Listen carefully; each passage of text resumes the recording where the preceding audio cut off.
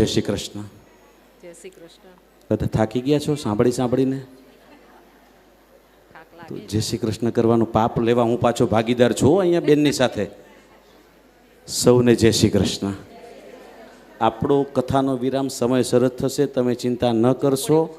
એટલે માથા ઉપર બહુ ટેન્શન નહીં રાખતા.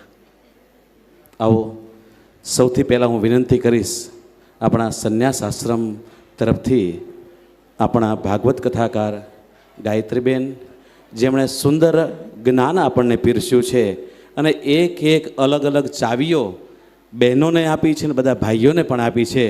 તો સંન્યાસ આશ્રમ તરફથી બેનનું આપણે સન્માન કરશે. આવો.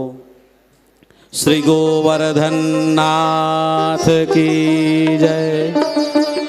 બેનને જેણે જેણે સાથ પુરાવ્યો છે એ આપણા સંગીત વૃંદ, એમની દીકરી માનસીબેન એ અત્યારે હાજર નથી, પણ એના સંગીત વૃંદ અને સાઉન્ડને એનું પણ આપણે સંન્યાસ આશ્રમ સ્વાગત કરશે.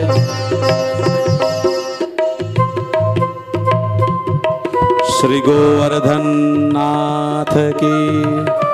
જો તમારા હાથ ફ્રી હોય તો તાળીઓ પાડજો, કારણ કે કોઈનું સન્માન થતું હોય તો આપણે તાળીઓનો નાદ રાખવો જોઈએ, કે એમાં કોઈ પૈસા નહીં લાગે. તાળીનો નાદ ચાલુ રાખજો. કારણ ભાગવત કથા ત્યારે જ મીઠી લાગે કે એમાં સંગીતના સૂર હોય, તબલાનો તાલ હોય અને સૂર હોય તો જ કથાની આનંદ આવે. તો એનું પણ સન્માન સંન્યાસ આશ્રમ તરફથી કરવામાં આવે છે.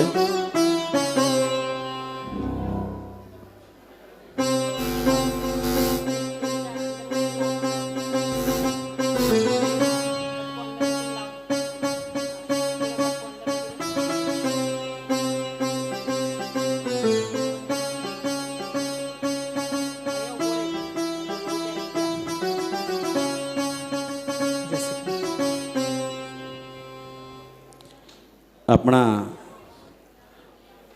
વિરલેશ્વર મહાદેવના પૂજારી ભરતભાઈ જયંતિલાલ ઠક્કર, એમની તબિયત નાદુરસ્ત હોવાના લીધે આવી નથી શક્યા, પણ એમણે મહાદેવનું પ્રસાદી ઉપરનું આપણા વિલે પાર્લે સત્સંગ મંડળના પ્રમુખ, આમ તો મંડળ માટે મોકલાવ્યું છે, પણ હું પ્રમુખ મીનાબેનને વિનંતી કરીશ કે આપ આ પ્રસાદી ઉપરણાનો સ્વીકાર કરશો. અને એને કહીશ કે આપણા નાના પૂજારી પ્રવીણભાઈ એમનું સન્માન કરશે. બોલ શ્રી અંબે માત કી. શક્તિ છે ને, એના વગર બધું અધૂરું છે. આપણું વિલે પાર્લે સત્સંગ મંડળ, આ જ્ઞાન યજ્ઞ આ શક્તિથી જ થઈ રહ્યું છે. તો એ શક્તિ માટે તો તાળીઓ થોડીક વધારો. આપણે ત્યાં એક વિશેષ અતિથિ પધાર્યા છે, શ્રી હિરેનભાઈ શાસ્ત્રી, જેમણે આમ તો પાર્લાના જ એ કહેવાય વિરલેશ્વરમાં બહુ પહેલાં સેવા કરેલી છે. આપણી કથામાં પણ 3 થી 4 વર્ષ ઉપાચાર્યનું બિરુદ એમણે આપ્યું છે. તો મને પણ વિરલે પાર્લે સત્સંગ મંડળને પણ ખૂબ એમણે સાથ સહકાર આપ્યો છે. તો વ્યાસજીને બેનને વિનંતી કરીશ કે શાસ્ત્રીજીને પ્રસાદી ઉપરણ અર્પણ કરે.